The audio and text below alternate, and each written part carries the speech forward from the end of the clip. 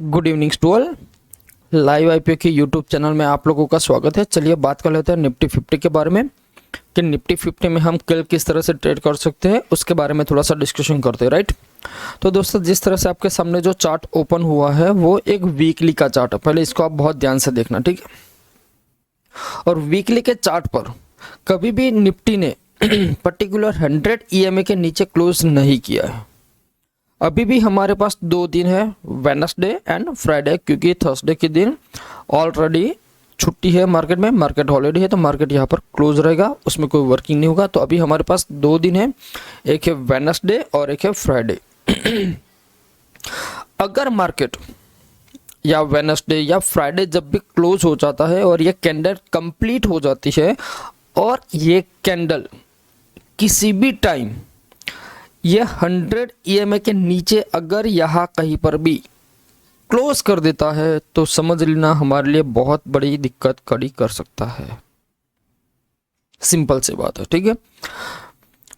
दूसरी बात, मैं आगे जैसे हम डेली का हम एनालिसिस करेंगे तो उसके अंदर मैं आपको डिटेल समझाऊंगा कि मार्केट में एट प्रेजेंट हो क्या रहा है। देखो, बहुत सारे लोगों ने मंडे के दिन पैसा वेस्ट किया मतलब लॉस किया। आज भी बहुत सारे लोगों ने लॉस लिया होगा, प्रॉफिट भी लिया होगा, लेकिन लॉस ज़्यादा हुआ है। और मेजॉरिटी जो लॉस होता है ना, उसके अंदर एक रिटेल ट्रेडर ही फंसता है। और जो मंडे को जो लॉस हुआ ना उसमें retail trader as well as pro trader as well as institution, ये सबकी धुलाई हुई है। क्यों? क्योंकि जो मंडे के दिन जो हुआ था, इट्स अ प्योरली अनप्रिडिक्टेबल। किसी ने भी ये पर्टिकुलर प्रिडिक्ट नहीं किया था कि भाई Nifty continuously 900 point gap down open होगा। मेजॉरिटी हमारी जो निफ्टी होती है उसका जो गैप अप गैप डाउन होता है अराउंड 150 या 200, इट्स मोर इनफ। इससे ज़्यादा अगर कोई गैप अप गैप डाउन होता है तो वो एक डेंजरस कंडीशन में चला जाता है। फिर भी अगर हम पर्टिकुलर जो ग्लोबल मार्केट है ना उसके हिसाब से बहुत ही कम गिरे थे। करेक्ट। तो यहाँ पर मैंने वीकली के लिए आपको मैंने समझा दिया कि हमारे पास 2 दिन है, वेडनेसडे एंड फ्राइडे। करेक्ट। अगर मार्केट अगर मार्केट वेडनेसडे मतलब जो फ्राइडे जो क्लोज करेगा और ये कैंडल कंप्लीटली क्लोज हो जाएगी, तो इस 100 EMA के नीचे अगर क्लोज कर देता है तो फिर हमारा लिए नेक्स्ट लेवल ये जो है ना ओपन हो जाएगा, जो आ रहा है नियर 19,889 अभी दिखा रहा है। हो सकता है ये थोड़ा सा वेरी हो सकता है, क्योंकि देखो जब भी ये यहाँ पर था, ठीक है, इस पॉइंट, तो ये पॉइंट कौन सा है 22,000। अब वो वेरी होकर थोड़ा सा ऊपर की साइड आ चुका है जो है 22,136। तो यहाँ पर जितना निफ्टी टाइम बिताएगा ये इतना ही ऊपर की साइड चलता जाएगा। करेक्ट। तो कहने का मतलब ये है कि अगर निफ्टी वीकली के टाइम फ्रेम पर इस 100 EMA के नीचे क्लोज करता है तो यहाँ पर एक वीकनेस आपको देखने को मिल सकती है। करेक्ट। ये तो हमने वीकली का एनालिसिस कर लिया। अब चलिए बात कर लेते हैं मंथली डेली। देखिए डेली में बहुत इंटरेस्टिंग पॉइंट ये है कि अगर आप यहाँ पर इस पॉइंट से ये पॉइंट जो ओपन हुआ, it's a totally 900 points around, I think. अब चेक कर लेते हैं एक बार, यहाँ से लेके यहाँ, हाँ यहाँ मतलब 1100 पॉइंट का गैप डाउन हुआ। कितने का? Total 1100 point. और ये जो 1100 पॉइंट गैप डाउन हुआ तो इसके बीच में इसने ये 1100 पॉइंट मतलब यहाँ तक ये पॉइंट इतना उतने गैप छोड़ दिया। अब ये पर्टिकुलर जो गैप है वो कितनी है, मोटा मोटा मान लीजिए तो 700 पॉइंट की इसने गैप छोड़ दी। करेक्ट। ओके। तो आज जो मार्केट ने मूवमेंट किया उसके अंदर ऑलरेडी वो जो 700 का पॉइंट था उसमें से उसने ऑलमोस्ट 734 पॉइंट की ऑलमोस्ट मूवमेंट उसने कवर कर लिया है। हो सकता है कल के दिन भी मार्केट यहाँ से ऊपर जा सकता है, जो कि आपको लेकर जा सकता है 22,800। अब जो 22,800 जो पॉइंट है, राइट, यहाँ पर जैसे मार्केट आएगा तो ये पूरी की पूरी जो गैप पड़ी हुई है ना वो पूरी की पूरी फिल हो जाएगी। और यहाँ पर मार्केट क्या करता है, it's a very important point, क्योंकि कई बार क्या होता है मार्केट जो बड़ा गैप डाउन ओपन होता है तो उसके बाद मार्केट एक रिकवर करता है, पर्टिकुलर जो गैप उसने छोड़ा है ना उस गैप को फिल करने की कोशिश करता है। अगर वो गैप फिल हो जाती है एक आध 2 दिन में, उसके बाद मार्केट का ओरिजिनल ट्रेंड या ओरिजिनल सिचुएशन आप समझ पाओगे। करेक्ट। तो कल भी यहाँ पर मार्केट में आपको मूवमेंट दिख सकती है, और मूवमेंट आपको कहाँ तक दिखेगी, ऑलमोस्ट मान लीजिए 22,800 तक। ठीक है, 22,800 तक आपको यहाँ पर मूवमेंट मिल सकती है।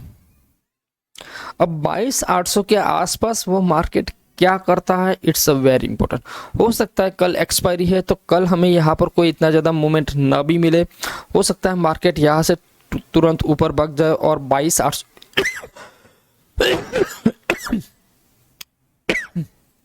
सॉरी यहाँ पर मार्केट हो सकता है 22,800 के आसपास होल्ड कर सकता है। कल की दिन की बात कर रहा हूं, ठीक है। अगर फिर मैं पॉजिटिव तब होगा जब मार्केट पर्टिकुलर ये जो दोनों मूविंग एवरेज है 100 और 200, ये दोनों मूविंग एवरेज यहाँ पर से ऊपर अगर जिस दिन उसने क्लोजिंग किया ना उस दिन मैं इसमें मार्केट में पॉजिटिव रहूंगा। करेक्ट। जब तक ये क्लोजिंग नहीं मिलता मैं हर एक ट्रेड के अंदर वेट एंड वॉच करूंगा। मैं ये जो मूवमेंट हुआ यहाँ पर आपको बाय करना है कर सकते हो, लेकिन अब ये मत समझ लीजिए कि ट्रेंड यहाँ से ऊपर चले है, ट्रेंड तो अभी नेगेटिव ही है। करेक्ट। तो पॉइंट क्या मैंने बताया कि कल हमारा जो पर्टिकुलर जो रेजिस्टेंस माने जाएंगे वो होगा 22,800 का। करेक्ट। ओके। अब चलिए कल का थॉट प्रोसेस हम समझते हैं कि कल हम ट्रेड किस तरह से प्लान कर सकते हैं। अब यहां पर देखिए, तो आज मार्केट ने बहुत कोशिश किया इसके ऊपर निकलने में। यहाँ पर भी एक पर्टिकुलर पैटर्न बनाया था, यहाँ पर नीचे आया फिर ऊपर गया, नीचे आया ऊपर गया नीचे आया। तो यहाँ पर मैंने एक लाइन ड्रॉ किया था कि मार्केट इसके ऊपर जा सकता है। करेक्ट। मैंने आप हमारे फ्री टेलीग्राम चैनल पे भी मैंने पोस्ट किया था कि यहाँ से ऊपर जा सकता है, लेकिन यहाँ से ऊपर तो गया, एग्जैक्ट इस पॉइंट को टच किया वापस नीचे आ गया, और एग्जैक्ट यहाँ से सपोर्ट लिया ऊपर गया, और यहाँ पर ब्रेकआउट देने के बाद और ऊपर भागा। अगेन मार्केट वापस नीचे आया, अगेन ऊपर गया, अगेन नीचे आया, अगेन ऊपर गया। तो कहीं ना कहीं आप देख सकते हो तो ये जो 200 EMA है उसको इसने रिस्पेक्ट किया हुआ है। तो कल मैं आपको कोई पर्टिकुलर ऐसा कोई ट्रेड सजेस्ट नहीं कर सकता हूँ, लेकिन थॉट प्रोसेस मेरा ये होना चाहिए कि अगर आपको कॉल साइड जाना है तो ये जो पर्टिकुलर ऊपर का जो हाई पॉइंट है उसके ऊपर हम ट्रेड प्लान कर सकते हैं। करेक्ट। पुट के लिए आपको थोड़ा सा वेट करना पड़ेगा जब तक आज का लो, ये जो लो लगा हुआ है मतलब 22,300, अगर 22,300 ब्रेक करता है तो ही आपको पुट साइड जाना है, और अगर 22,700 इसको ब्रेक करे तो आपको पर्टिकुलर कॉल साइड जाना है। सिंपल सी बात है। लेकिन ये जो रीजन है इस रीजन को मैं particular no trade zone define करूंगा। ठीक है। तो इसके अंदर हम कोई ट्रेड प्लान नहीं करेंगे। करेक्ट। बहुत ही इजी सिंपल वे है कि अगर आपको कल ट्रेड करना है तो एक ये पॉइंट आप याद रख लीजिए, दूसरा ये पॉइंट, बस। अगर इन दोनों पॉइंट में से किसी भी एक साइड का पॉइंट ब्रेक होता है तो ही ट्रेड प्लान करना, अदरवाइज इस रीजन में आप ट्रेड प्लान मत करना। क्यों? क्योंकि यहाँ पर आप देख सकते हो कि इंडिया वीक्स ऑलरेडी अभी भी हाई है, इट्स 22.44। ये जब 50 के नीचे आएगा तब जाकर एक ऑप्शन ट्रेडर के लिए बेस्ट मार्केट माना जाएगा। 20 के ऊपर मतलब 50 के ऊपर अगर रहता है तो इट्स अ वेरी मतलब 50 to 20 it's a dangerous, but about 20 it's a very very very dangerous. क्यों मैं ये बोल रहा हूँ उसका लॉजिक मैं आपको समझाता हूँ। शायद 1 मिनट कहाँ पे गया यार। देखो अगर यहाँ पर अभी एट प्रेजेंट मार्केट कहाँ पर चल रहा है, 22,535 करेक्ट, मोटा मोटा मान लीजिए तो 22,500। अगर आप यहाँ पर देखेंगे 22,500, ठीक है, तो यहाँ पर जो 21,000 वाला जो पर्टिकुलर जो कॉल ऑप्शन पुट ऑप्शन है उसका जो स्ट्राइक प्राइस है वो कितना है 7.35। इसका मतलब क्या हुआ, क्या कल निफ्टी यहाँ से 1500 पॉइंट गिरने वाला है? अगर नहीं तो ये 7 rupees totally zero, totally zero.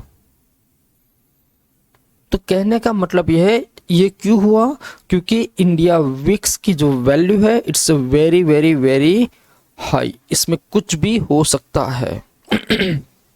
Correct, इसीलिए मैं बोलता हूं कि ये जो पर्टिकुलर जो रेंज मैंने आपको दिया उस रेंज के अंदर, ये वाली रेंज और ये वाली, इसके अंदर आप ट्रेड मत कीजिए। अगर आप पर्टिकुलर इस रीजन में ट्रेड करने जाओगे तो आप फंस जाओगे। क्यों? क्योंकि यहाँ पर बहुत सारे लोगों को था कि मार्केट तो ऊपर जा रहा है लेकिन कॉल के प्रीमियम हाई क्यों नहीं हो रहे।